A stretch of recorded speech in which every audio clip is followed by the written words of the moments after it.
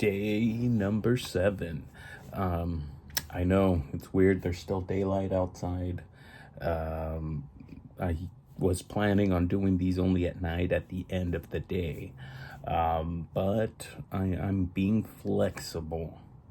That's a term I always hear at the school that I'm working at, that I'm being flexible.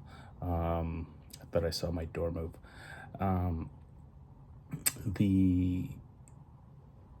What I'm learning for moving forward with, attacking those dreams and goals is that I'm learning that not everything has to be perfect. And I think that's what was actually holding me back every time I attempted this before I started doing these. And today, I'm bartending today, and it's going to be a late one. And I'm like, I know I'm going to be here by like 1 or 2 a.m. Am I really going to record at 2 a.m.? My roommate's here, so I don't want to make a lot of noise at that time. And by noise, I mean just talking my regular way, because I'm pretty sure he could hear me when I'm talking normally like this. And I don't want to wake him up. That's even if he's here. But anyways, that's only one thing. I could be tired. I could be exhausted. I might have to Uber home because I drank too much at bartending. Who knows? And yes, I could tell myself I'm going to be good. I'm going to be good. I'm going to be good. But I don't know how exhausted I'm going to be. And not that I'm making an excuse, because the before me would be like, no, stay strong. You have to make sure to do it at 2, 3, 4 a.m., no matter what time. No sleep, and I do have that mentality, but I do have to listen to my body, and know my body.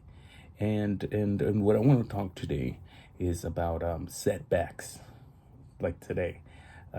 Things that I have to do that are what I feel are setbacks or possible failures, and how I'm going to be dealing with them, or how to deal with them.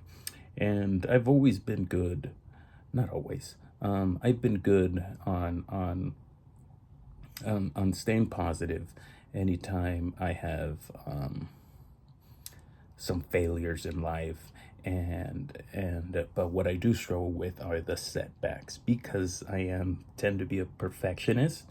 If something doesn't go perfect, I won't budge from that area. I won't budge from an audition. I won't filming an audition, that is. I won't finish cleaning my room. I won't move on to the next task in my to-do list until this is done absolutely perfect. A huge one for that would be these videos that I'm doing.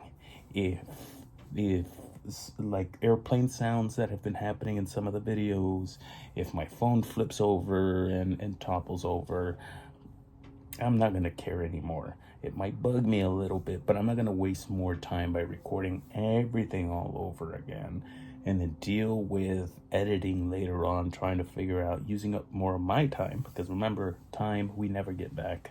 And just letting it happen.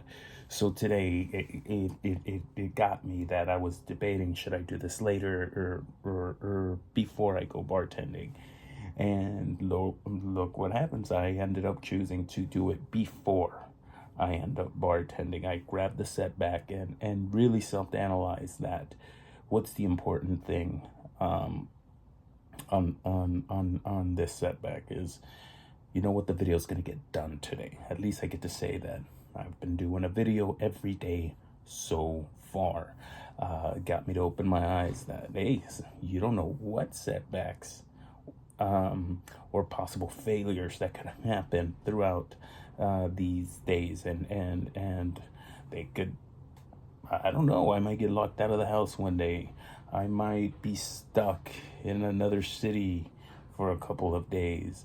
I might be stuck in the mountains. I have to figure out how to get that video across. And learning that maybe one of these days I might not be able to film that day, and that's okay. I'll just continue going. Is it gonna bother me that I lost the day? You damn right it is. But I'm learning to deal with those setbacks, and as far as failures go, it just, as I think I mentioned in other videos, I had an audition the other day, and it was a busy day too, and I got the audition going. I had fun with the audition. I thought I did pretty good with it, but I haven't heard anything yet, and you know, my roommate will ask, "Oh, how's the audition? How did it go?" Um, and people that know that I audition, same thing, and it's like they constantly remind me that, hey, so that's not, you didn't hear anything, and da da da.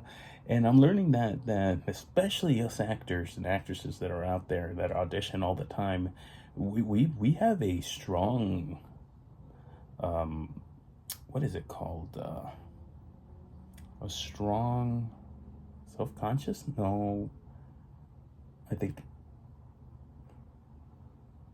pride, no, you have a strong thick skin. There we go. I'll go with thick skin. I know I'm trying to think of another word, but thick skin's good enough. We have thick skin for the amount of times we have to audition, and we feel better when we get a callback. Y'all think that we want to book it. Of course we want to book it, but first we want to get the callback, because the callback can be just as important, because when we get a callback as actors and actresses, that means that the casting director of that project really liked us, and there's a possibility that they're going to call us back for future auditions for their future projects. But anyways, what I learned today is one thing that we have to do to achieve our dreams and goals, and no matter what we want to do, is deal with setbacks and failures. And if you don't have a strong mindset, you gotta have a real strong mindset, because I know what you guys think, that I'm the most perfect guy in the whole wide world. I know, chill, but I'm not. Sometimes I do let those failures and setbacks get me, when I get home and I'm in the verge of tears, and sometimes I do cry, just not that I'm like, but I think some of you guys know what I mean, where you just feel like you're gonna cry, and you make the crying face, but nothing comes out. But you know you're hurting inside, and it takes time to deal with it. And the way I deal with it personally is to read up on them, how to deal with setbacks, YouTube it, how to deal with failures. YouTube it.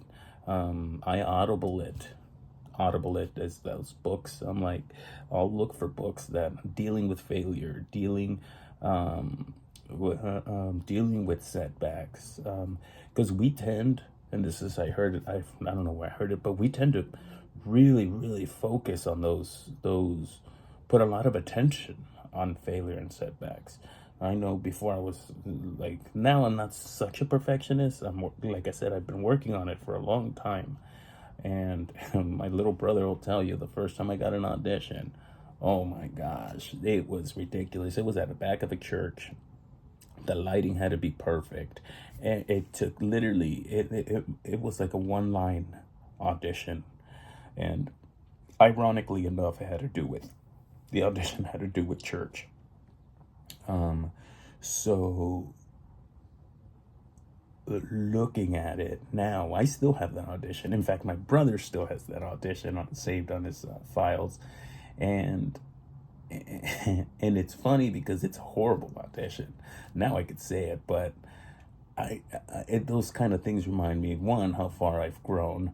Two, after that audition, I was looking at emails every day. I was looking at my texts every day just to make sure, as my agent, hey, did I get a call back? Like, I'm looking through it, and I'm thinking to myself, like, wow, now the knowledge that I know, the casting director probably saw 2 seconds of it and was skip. because of the style of audition. But I didn't have as much training as I do now back then. I know way more about auditioning technique now, and and and back then I could not deal with setbacks and failures. I was depressed because I really wanted to be in that show. I think I was auditioning for, at that time it was I'm Dying Up Here, which is some stand-up comedy series. It has to do with stand-up comics, and it's just crazy, that now that I'm starting to do this journey, I realize, hey, there's going to be setbacks and there's going to be failures, and I just gotta welcome it. I know it's gonna happen, but what am I gonna do? Stop? As soon as I miss a day, I'm gonna stop making these videos? Hell no. And if I do, I have this video to embarrass me. You're an idiot, E-Man, if you stop. Which I know you won't, because we're really motivating and really using our time now. You like how I'm talking to myself right now. I might tend to do that sometimes. But yeah, so for people that are watching this, setbacks and failures, they're gonna happen. Once you, it's like that's, what is it called when you're dealing with grievance or something like that? It's denial, and then it's anger or something like that. It's one of those things. But at the end, it's acceptance. So if you just jump over to acceptance right away, you decide and be like, hey, I failed. I didn't get it. Because me bitching about it, me complaining about it, dang it, I was really trying not to use bad words while I'm doing this. Oh, well. There's worse words out there. Instead of me complaining about it, in fact, complaining about it, being sad about it, is not going to get me. It's not going to change that failure back to a success. It's not going to switch it. It's just going to remind you that you failed. So jump to acceptance and be like, okay, I failed. What can I do to not fail next time as much as possible? And dissect it like that. I believe that someone said it's I love failing because it's really a lesson in disguise. And it's true. Failures are lessons. We learn a lot from failing. In fact, we learn more from failing than we do when we win. So that's interesting, huh? Well, thank you so much for your understanding of me having an earlier day. Who knows? I might have to do one in the morning. If I'm doing this every day, I'm pretty sure I'm going to have to do a video in all hours of the day just to make sure that I do a video. I might have to wake up one day and do a video as soon as I wake up from my bed. Every single time I've done it, I've been sitting down in a chair here in my room. Don't get used to this. This might not be this won't be the background all the time. I think I'm gonna get it most of the time, but I might decide to have the window in the background from now on. So, meh. So, setbacks and failures, deal with them, accept them, and you'll be okay. Have a good one, you guys. Take care.